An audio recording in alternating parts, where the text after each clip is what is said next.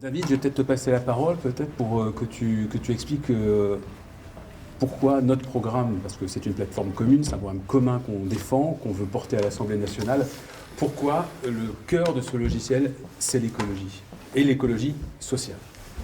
D'abord, merci. Merci à vous d'être là avec nous pour ce week-end particulier. Donc, vous pourriez être en week-end quelque part, mais vous avez plus de chance puisque vous allez avoir la réunion avec nous. Donc, c'est vraiment formidable. Non, pour être plus sérieux, parce que c'est un moment politique, je trouve particulièrement sérieux. Je viendrai ensuite sur la question, l'aspect éminemment écologique et écologiste, même on peut dire, de ce projet. J'aimerais insister sur le moment politique absolument singulier et extraordinaire qu'on est en train de vivre, qui est un rassemblement, un périmètre de rassemblement particulièrement large, plus large qu'il n'a jamais été, qui provoque un certain nombre d'effets. Le premier, c'est que c'est la première fois depuis très longtemps qu'on participe à une élection législative dont l'issue n'est pas certaine.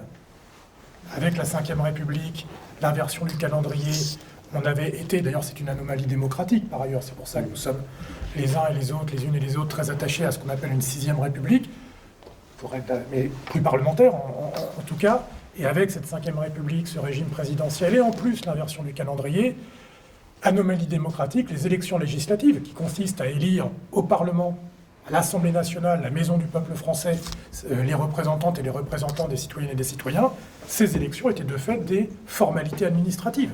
Quasi. Bien sûr, nous étions convoqués à voter, mais le sort en était déjà jeté. Là, ce n'est pas le cas.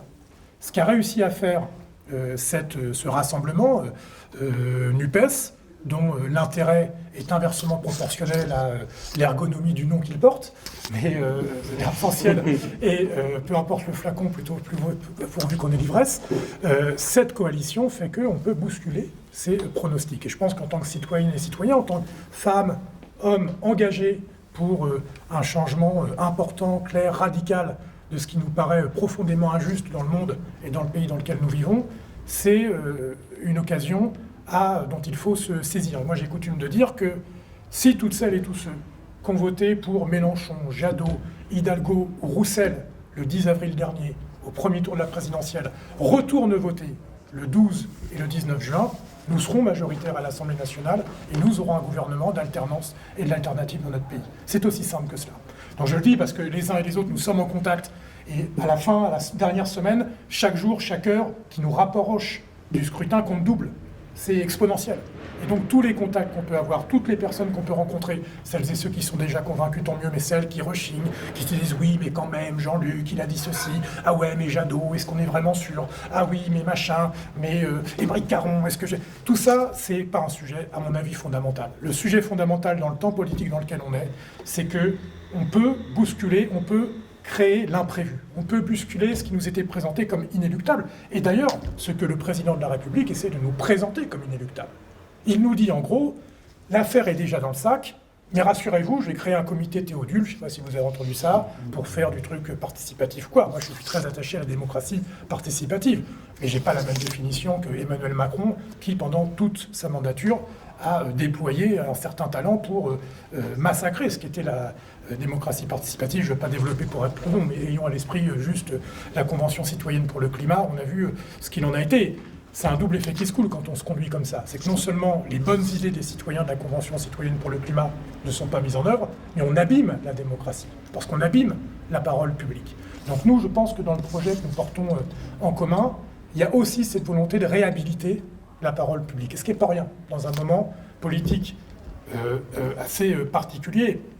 Là-dessus, tu l'as dit, je suis député européen, donc je suis souvent au Parlement européen et souvent en contact d'autres parlementaires, évidemment européens, de tous les pays d'Europe.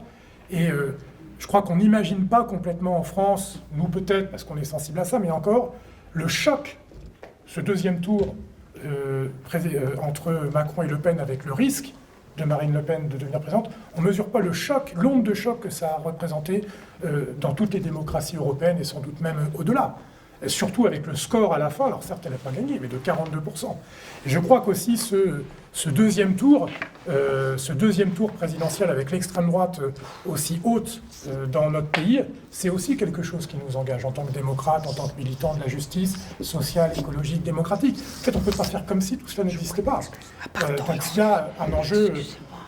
Bonjour, ouais, faire attention à ce qu'il y a une prise de vue. Bienvenue, en tout cas, bienvenue avec nous.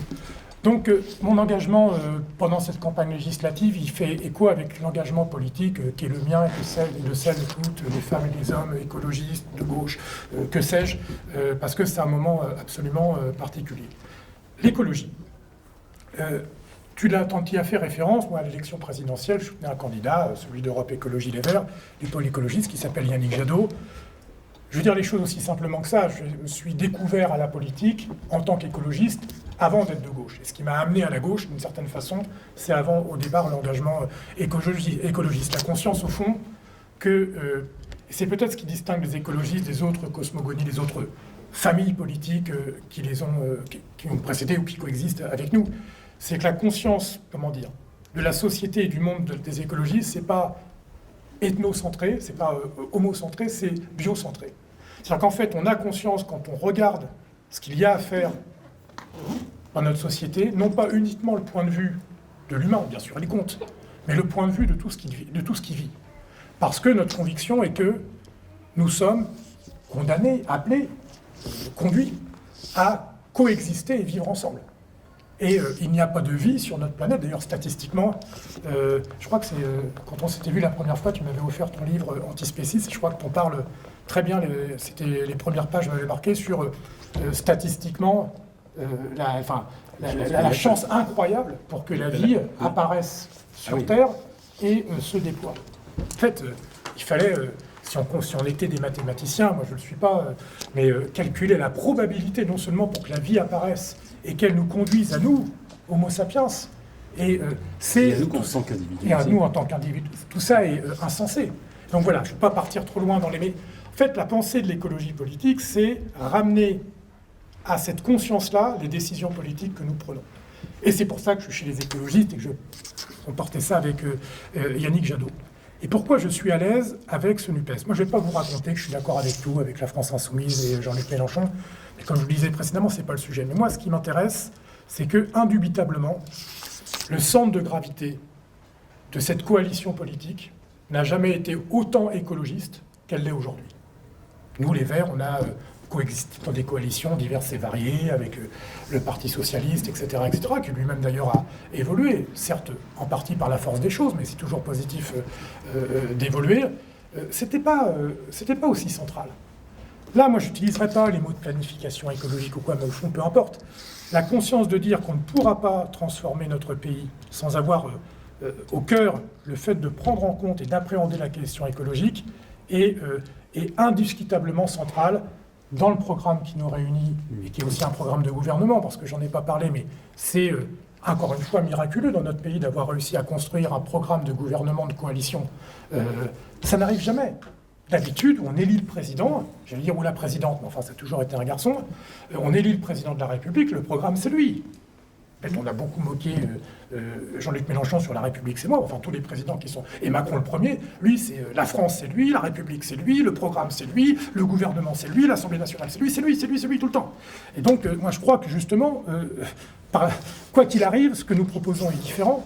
Et cette construction d'une coalition où personne n'aura la majorité seule quand nous serons majoritaires le 19 juin, invite à un dialogue et à faire revivre les institutions du Parlement et fera quelque chose de fécond. Et donc ça me paraît aussi fondamental et c'est pour ça que je suis à l'aise, je suis complètement à l'aise dans cette affaire. Après, pour être complètement à l'aise, voilà, il faut gagner. Je l'ai dit tout à l'heure, sur toutes celles et tous ceux qui ont voté pour l'une ou l'un des 4 candidats le 10 avril doivent retourner voter, il y a un vrai match. Et si je devais faire un pronostic, je pense qu'il y a 150 circonscriptions dans notre pays qui vont se jouer à entre 51,5 et 48,5 dans un sens et dans l'autre. Donc plus que jamais, chaque voix vraiment va compter. Je sais que c'est ce qu'on dit tout le temps, mais là c'est encore plus vrai que d'habitude. Celles et ceux qui ont la capacité de mobiliser les gens qu'ils connaissent, dont ils savent être en même communauté, même résonance d'idées, c'est ça qui fera la différence. Et l'autre élément, je finis là-dessus, pour lequel je suis à l'aise, mais je voulais insister sur le côté positif, parce que moi je ne crois pas qu'il faille faire une campagne négative, défensive. Mais on est obligé de prendre en compte aussi ce qui va nous attendre pendant 5 ans si jamais nous ne créons pas la surprise. Bon, on le sait parce qu'on a déjà vu. Et je pense que ça sera pire. Ça sera pire parce qu'il n'aura pas besoin de se faire réélire. Donc on connaît déjà sa nature, mais quelque part, c'est pas souvent qu'il se contraint. Mais il se contraignait quand même un peu, parce qu'il fallait être réélu. Là, ça sera nos limites, open bar. Donc en fait, il y a aussi une responsabilité de dire « ouais, bon, bof, quand même, comme je ne suis pas complètement d'accord, on va voir ». Non, on ne va pas voir. Les 5 ans qui nous attendent seront 5 années qui seront dures. Alors bien sûr, pour les plus fragiles d'entre nous, mais aussi pour la planète. Regardez le découpage à la serpe qu'il a fait, l'architecture gouvernementale avec les 2 ministres de l'écologie, de l'énergie, enfin... Nous, les écolos, enfin voilà, je ne vais pas vous casser les pieds avec les questions institutionnelles, mais ça fait des décennies qu'on se bat pour dire non, il faut tout mettre dans un gros ministère. Quand on est ministre de l'écologie, il faut aussi avoir la main sur l'énergie. Et là, quelle régression! Quelle régression! Ça, au moins, il avait un peu compris ça au début. Bon, il l'avait pas fait, mais même ça, il a complètement... Parce que quand vous découpez les ministères, vous découpez les administrations, vous découpez les chaînes de décision. Donc en fait, c'est vraiment diviser pour mieux régner. C'est diviser pour moins en faire. Sans compter que les personnes choisies pour être ministres ont sans doute des qualités humaines, j'en sais rien. Mais enfin, sur l'écologie, c'est quand même pas terrible. Et les premières interventions qu'on a pu entendre ne nous rassurent pas. Bon, je ne fais pas tellement d'illusions, mais enfin quand même... On a travaillé sur la question et on a gagné d'ailleurs en partie sur la question du transport des animaux vivants, qui c'est un dossier parmi d'autres qui sont, enfin voilà, une démonstration pour le coup de notre inhumanité et qui arrive, ce sont des sujets qui arrivent à avancer. C'est vraiment grâce à des personnalités qui se sont exposées à défendre ces sujets qui étaient souvent jugés avec condescendance et avec mépris qu'on a pu avancer. Et je vais vous dire, et là je finis vraiment, en politique, c'est très important d'avoir cette détermination-là. En fait, il faut être en capacité, quand on est parlementaire, mais quand on est engagé, à avoir une conscience très profonde de ce pourquoi on est engagé. Et ne pas s'en détourner. Parce qu'on en a vu trop. Des gens dont on croyait qu'ils allaient faire ceci et cela, et au gré des opportunités, ont non seulement changé de camp, mais plus grave, ont changé d'avis. Ont changé de conviction, les ont abandonnés, les ont délaissés. Donc, je suis très sensible aux personnes qui font preuve de constance, de cohérence et de courage. Parce que c'est une denrée rare, et je souhaite que la majorité que nous aurons à l'Assemblée nationale à partir du 19 juin soit vertébrée par des personnalités de ce type. Et Émeric Caron, indiscutablement, en fait partie. Donc voilà, notre mission, votre mission ici, dans cet arrondissement, est de faire en sorte que tu sois élu, qu'il soit élu. Non seulement on sera très content pour lui, mais je pense qu'on sera très content pour nous toutes et pour nous tous, pour la question de la condition animale, mais bien au-delà de ça, sur ce que doit être et ce que nous voulons que soit l'écologie politique dans notre pays et l'écologie politique au pouvoir.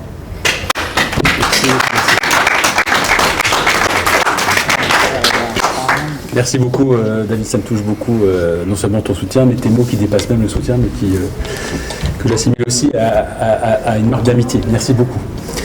Je vais essayer de vous parler effectivement peut-être un petit peu plus de mon engagement sur ce que vient d'évoquer David, c'est effectivement mon engagement pour les droits des animaux et la raison pour laquelle aujourd'hui les droits des animaux font partie de manière intrinsèque de l'écologie.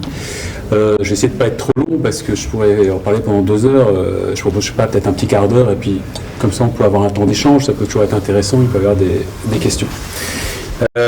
C'est vrai que la question des droits des animaux est une question nouvelle et que jusqu'à récemment, s'engager pour le bien-être animal vous confrontait à des moqueries.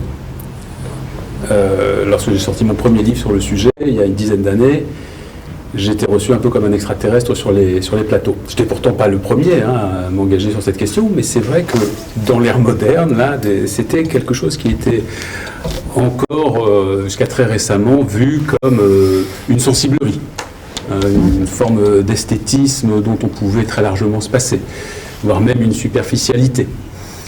En réalité, la question des droits des animaux, pourtant, elle est inhérente à la pensée occidentale depuis extrêmement longtemps. Alors, dans d'autres pensées, la pensée hindoue, des pensées orientales, alors là, on va trouver une vraie réflexion, un vrai questionnement sur notre rapport aux autres animaux.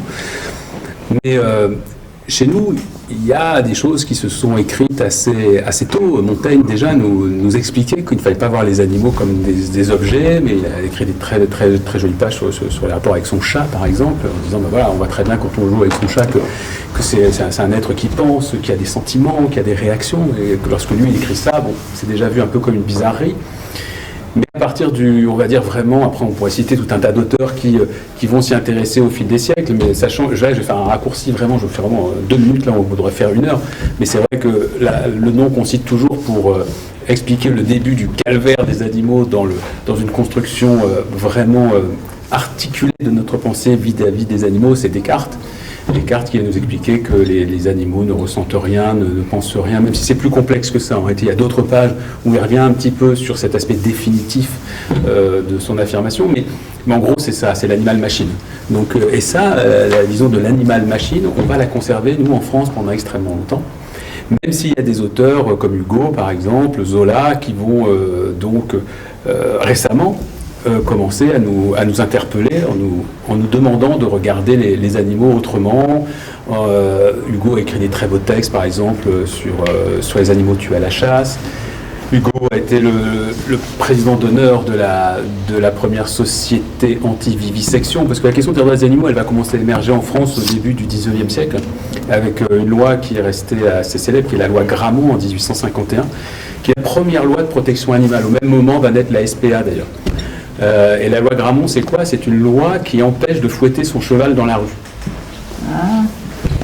Oui, parce qu'à l'époque, il y a des cochers, et ils frappent très fort leurs animaux, et il n'est pas rare de voir une bête s'effondrer sous les coups et agoniser dans la rue. Mais ce n'est pas vraiment une loi de protection animale en réalité, c'est une loi simplement pour dire faites-le hors de notre vue. Donc on ne peut plus le faire dans la rue, mais on peut toujours le faire ailleurs. Mais c'est pour vous dire que à l'échelle du temps de l'humanité, de notre civilisation, c'est quand même un temps très court, milieu du 19e siècle. Et puis ensuite, il va y avoir des auteurs, au même moment à peu près, qui vont commencer à nous interpeller. J'ai eu l'occasion, on a fait un événement il y a quelques jours sur Louise Michel, j'ai eu l'occasion déjà d'en parler. À peu près au même moment, au milieu du 19e siècle, il y a des gens, et notamment des anarchistes, des féministes, mais pas que, mais qui vont commencer aussi à nous dire attention à ce que nous faisons subir aux animaux, aux bêtes. Et je citais l'autre jour l'exemple de Louise Michel, qui a été l'une des voix très fortes pour expliquer pourquoi, selon elle, il y avait un lien extrêmement étroit entre la lutte pour les travailleurs, pour les humains exploités, et la lutte pour les animaux. Donc on a elle raconte que son sentiment de solidarité à l'égard des opprimés humains, pour elle, est né dans la compassion qu'elle a pu éprouver toute petite pour des bêtes qui étaient torturées ou tuées devant ses yeux. Ensuite, mais cette question donc, des animaux va rester quand même extrêmement cachée pendant longtemps, parce que se développe en même temps tout un système industriel qui réifie totalement les animaux, encore plus qu'il ne l'avait été dans les siècles précédents, avec l'industrialisation de l'élevage et de l'abattage des animaux. Il va falloir attendre à peu près les années 60 ou 70 pour que naisse une discipline scientifique qui s'appelle l'éthologie, qui est donc l'étude des animaux dans leur milieu naturel.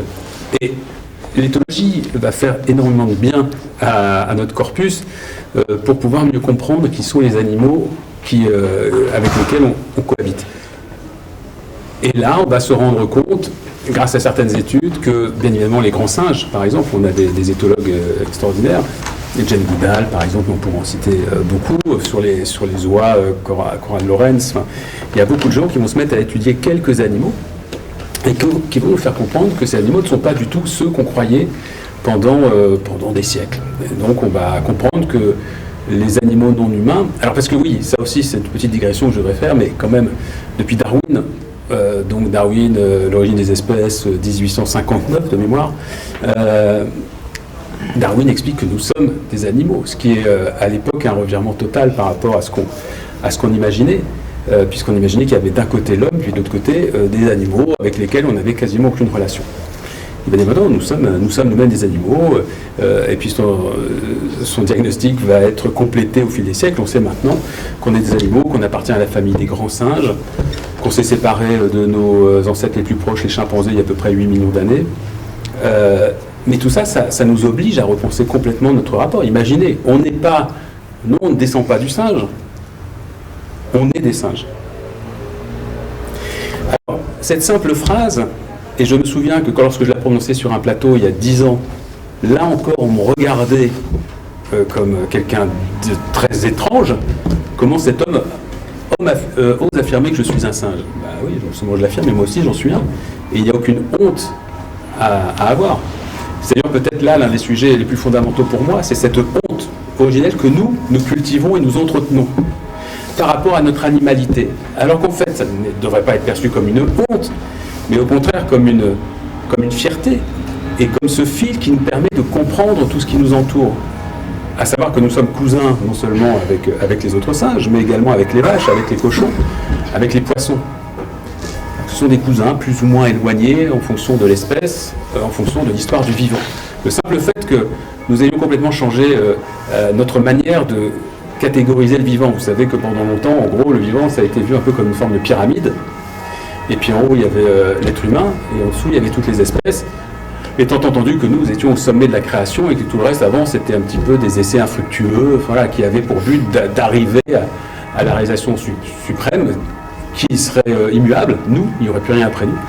Ben, tout ça, aujourd'hui, s'est battu en brèche. On sait que c'est archi faux. Le vivant, vous savez comment on le représente aujourd'hui, hein, c'est un cercle. Ce qu'on appelle un arbre phylogénétique. En fait, ce sont des cercles qui permettent de montrer et que nous, on occupe une toute petite place sur le côté, sur ce cercle. Mais que nous sommes liés même aux végétaux. Le simple fait que nous soyons liés aux végétaux, que nos ancêtres soient des végétaux, c'est absolument fondamental pour pouvoir comprendre ce qu'est l'écologie. Et là, je reviens, c'est-à-dire que vouloir distinguer les deux serait une erreur fondamentale. Et c'est justement parce que la science a avancé pour nous permettre de comprendre ces réalités qui sont des réalités objectives. On n'est pas là sur du fantasme, on n'est pas sur de la religion, on n'est pas sur de la croyance irrationnelle, on est sur du fait scientifique. Et bien, de la même manière que à une époque, Copernic nous a obligés à repenser notre place au monde en nous disant attention, la Terre n'est pas le centre de l'univers et c'est pas le Soleil qui tourne autour, etc., etc. Le simple fait qu'il nous expliquait que nous étions une petite partie de l'univers avec une place qui était modeste finalement par rapport au reste. Mais de la même manière, aujourd'hui, le fait que nous soyons obligés de repositionner l'espèce humaine dans l'ensemble du vivant fait que nous devons, comment dirais-je, repenser philosophiquement notre rapport à l'autre et à tout ce qui nous entoure. Et c'est là qu'arrive la question des droits des animaux. Une fois qu'on sait ça, on se rend compte qu'on ne peut plus écarter la question des droits des animaux de tout projet politique. À partir du moment où on sait qu'il n'y a pas les êtres humains qui seraient les seules espèces, individus sensibles, les seuls individus intelligents, les seuls individus qui établissent du lien social, qui éprouvent de la peine, de la joie. À partir du moment où on sait cela, que c'est plus les seuls individus sur Terre à éprouver cela, et ben on ne peut plus faire comme si tout le reste autour, les autres animaux, étaient des quantités négligeables qui étaient juste là à notre service. En tout cas, si on a en soi des préoccupations sociales, des préoccupations d'altruisme, des préoccupations de justice. Parce que la justice, elle ne peut pas s'arrêter à notre seule espèce, ou en tout cas simplement à ce qui nous ressemble. Le propre du progrès moral, c'est de s'intéresser à quelque chose qui nous semble une altérité initialement lorsque l'on n'a pas suffisamment réfléchi. Or, donc les animaux non humains, parce que c'est bien aussi comme ça qu'il faut les appeler, c'est une erreur aussi de vocabulaire qu'on commet souvent, on dit il y a les animaux d'un côté, les humains de l'autre, il y a les humains et les animaux non humains. Bon, et les animaux non humains aujourd'hui doivent faire partie de nos préoccupations politiques. Ça a déjà commencé, de manière inconsciente. Quelqu'un m'a interpellé dans la rue tout à l'heure, il m'a dit « Bon, j'ai lu votre tract, je ne comprends pas, vous parlez des droits des animaux. Monsieur, quoi, pourquoi un animal aurait des droits ?» Alors j'essaie de lui expliquer, je lui dis bah, « C'est comme un enfant. Parce que oui, est-ce que l'animal a le droit, il ne peut pas s'exprimer pour réclamer des droits, pourquoi on lui en donnerait ?» Bon, bah, je dis « Oui, mais il y a les enfants, c'est la même chose, et les jeunes enfants ne peuvent pas s'exprimer pour dire ce dont ils ont besoin, etc. Pourtant, ils ont des droits. » Alors, en termes de droit, on appelle ça la différence entre l'agent moral et le patient moral. C'est-à-dire celui qui peut agir effectivement et sur lequel on peut émettre des reproches en termes de comportement, et puisqu'il a des capacités de jugement, etc. Et puis d'autres, celui qui ne peut pas, et ça concerne notamment l'enfant par exemple, mais aussi les animaux, qui ont le droit d'avoir des droits. Mais en réalité, ce processus, ce phénomène a déjà commencé avec un exemple tout simple, ce sont des animaux de compagnie. C'est-à-dire qu'on détermine que des chiens, des chats, eh bien, bénéficient d'une forme de protection, parce que si vous vous baladez dans la rue avec votre chien, votre chat, votre chat, c'est plus rare de se balader dans la rue avec son chat. Quoi que ça arrive. Alors on va prendre le chien comme exemple. Si vous vous baladez avec le chien dans la rue, si quelqu'un arrive, frappe votre chien, simplement le frappe, vous pouvez porter plainte contre cette personne, et cette personne peut être condamnée. Donc votre chien a des droits. Même chose pour votre chat, et puis de manière générale pour les animaux dits de compagnie. Ça veut bien dire qu'on a commencé un travail. Il y a aussi dans de plus en plus de pays des traitements particuliers qui sont octroyés aux grands singes, justement aux orang-outans par exemple, aux gorilles. Parce qu'on s'est rendu compte, quand ils sont tellement proches de nous, on voit bien, quoi. On voit que quand il y a un de leurs proches qui décède, eh ben, ils sont tristes. Et, on voit que, tiens, ils savent compter, ils savent, en tout cas un petit peu, je ne dis pas qu'ils savent faire des équations très compliquées, mais ils ont des capacités. Il y a des grands singes à qui on a appris le langage des signes. Donc à un moment, on se dit, il y a un problème. Donc on dit, ces individus-là, parce que oui, ce sont des individus. Là encore, même le terme d'individu, souvent, a été dénié aux animaux. Mais c'est quoi un individu? C'est un être, tout simplement, qui a une expérimentation personnelle du monde qui l'entoure.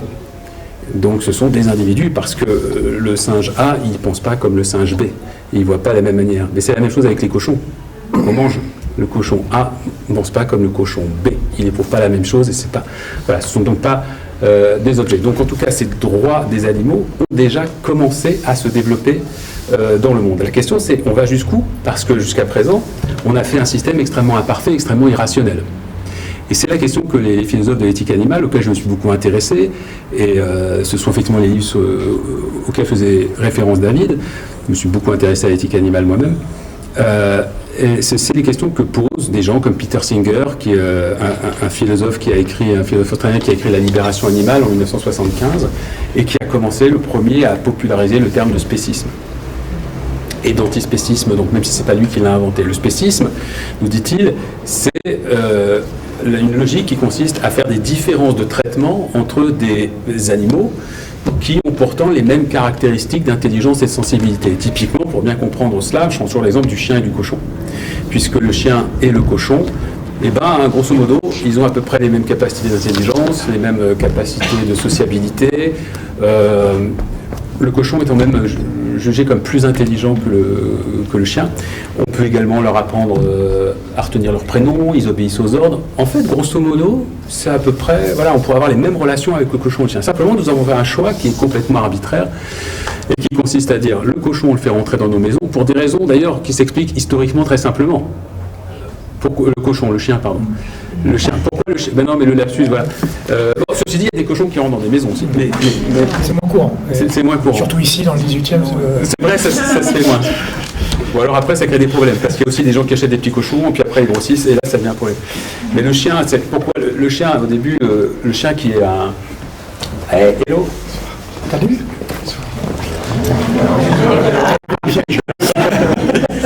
Il y a un happening dans la soirée publique.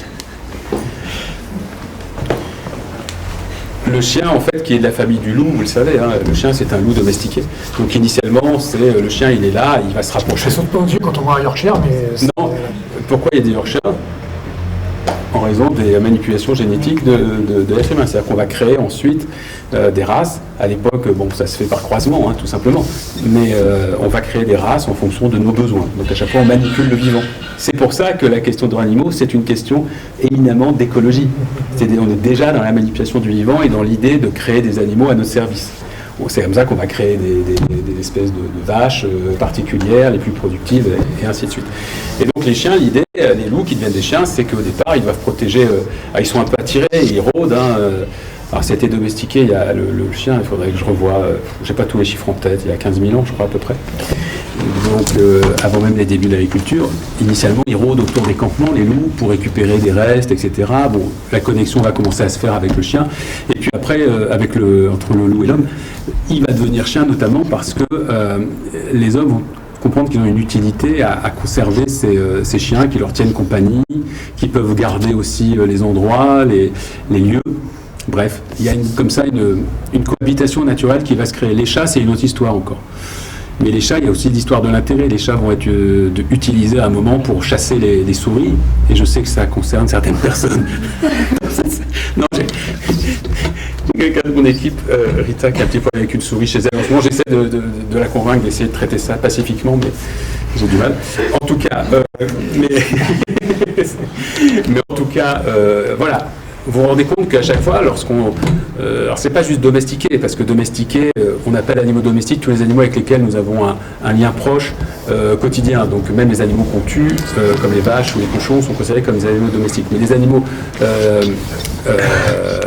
familiers, les animaux de compagnie, voilà, à chaque fois, le lien s'est créé parce qu'on en avait, nous, on y trouvait un intérêt particulier. Il se trouve que pour certains animaux, comme les cochons, les poules et tout, on n'a trouvé aucun intérêt. Donc, on a dit, c'est bon, on va les parquer, on va les produire en masse, et puis on les bouffera. Alors, voilà. Aujourd'hui, il y a un phénomène qui est en cours et qui est passionnant, et qui est celui qui consiste à dire, OK, il y a un truc qui cloche dans notre manière de traiter les animaux. Je vous donne un exemple, par exemple, c'est celui du lapin. Un lapin peut avoir plusieurs statuts juridiques. Ça peut être votre animal de compagnie, comme je le disais, donc on n'a pas le droit de lui faire de mal. Le même lapin. Hein? Si vous vivez avec, il est chez vous, il est... Voilà, les enfants le caressent, tout ça. Voilà, c'est un animal donc de compagnie, il ne faut surtout pas lui faire de mal. Le même lapin peut être né dans un laboratoire, auquel cas il servira pour des tests. Et là, il souffrira toute sa vie, sa courte vie, et tout le monde trouvera ça normal. Le même lapin peut être né dans la nature, c'est un animal sauvage, et dans ce cas-là, il n'a aucun droit, parce que les animaux sauvages n'ont aucun droit. Donc vous voyez qu'un même animal, un même individu peut... Il peut être dans une cage pour être mangé et tout ça. Ah oui, ça je ne l'ai même pas évoqué, mais évidemment, il peut également être dans un des nombreux élevages intensifs. Les lapins, c'est 99%. 99%, c'est énorme. 99% des lapins, effectivement, qui sont élevés dans des cages, dans des conditions absolument atroces. Donc il y a un moment, il y a un truc qui ne va pas, parce qu'on ne peut pas considérer qu'un même individu... il y a un déménagement en cours. Et qu'un même individu aurait un statut complètement aléatoire, en fonction de notre bon vouloir ou de l'endroit où il est. Et je crois qu'on est dans une époque absolument passionnante où nous avons pour obligation morale de redéfinir justement les relations que nous avons, que nous entretenons avec tous ces animaux non humains pour arrêter de faire des catégorisations complètement artificielles. Et, une fois de plus, je le disais, la question des animaux, c'est vraiment la question qui rejoint la question du vivant dans son ensemble. C'est parce qu'aujourd'hui, on est en train de redéfinir ce qu'est le vivant, notre place au cœur de ce vivant, les droits du vivant en général, parce que vous savez que ça ne concerne pas que les animaux. Aujourd'hui, il y a une vraie interrogation aussi sur les droits qu'on peut accorder à des fleuves, à des mers, à des forêts. C'est ça qui est absolument passionnant, c'est que nous ne sommes qu'au début d'une réflexion qui va s'étendre et s'étendre encore.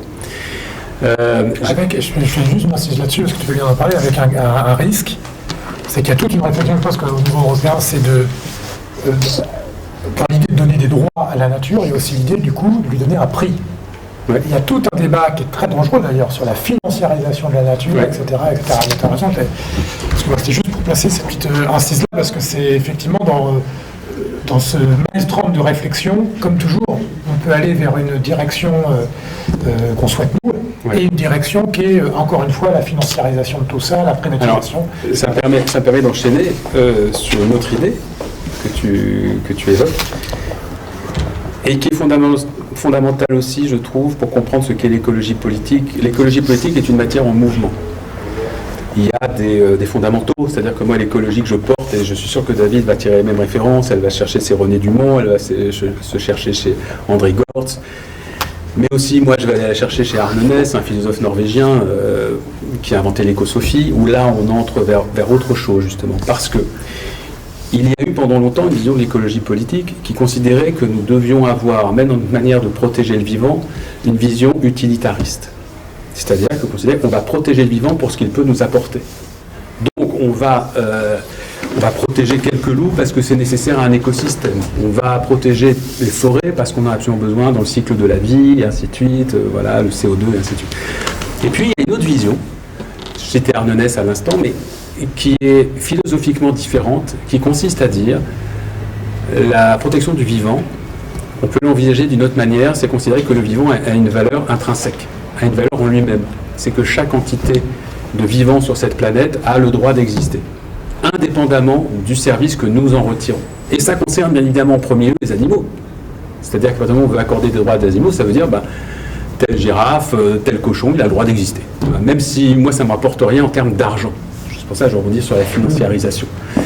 Est-ce que nous sommes capables, et là on en revient à un modèle social, économique et politique, est-ce qu'on est capable d'imaginer que nous pourrions entretenir des rapports avec ce qui nous entoure qui soient expurgés de tout intérêt particulier qu'on pourrait en tirer?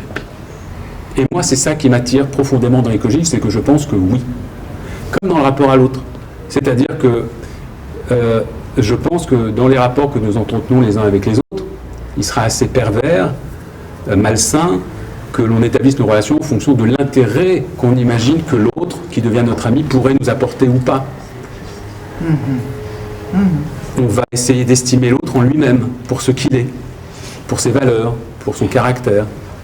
Eh bien, moi, je considère qu'on pourrait en faire de même avec toutes les entités du vivant, en inscrivant cela quand même dans un principe de réalité, qu'il faut bien qu'on vive, il faut bien qu'on exploite ce vivant pour survivre, pour construire des maisons, pour se nourrir, etc. Mais là, on a tout un corpus de règles à écrire, complètement nouveau, en disant jusqu'où on peut exploiter ce vivant, jusqu'où est-ce moralement acceptable.